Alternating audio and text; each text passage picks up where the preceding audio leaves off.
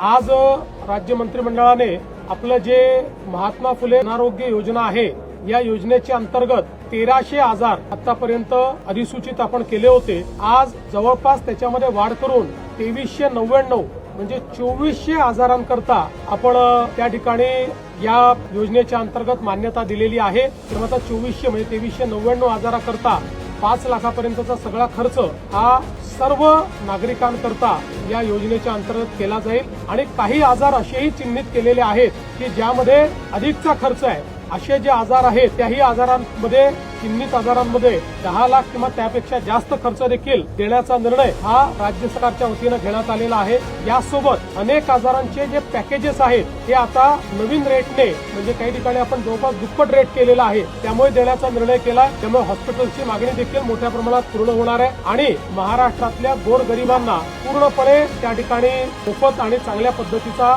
उपचार मिळण्याच्या संदर्भातला मार्ग खुला झालेला आहे।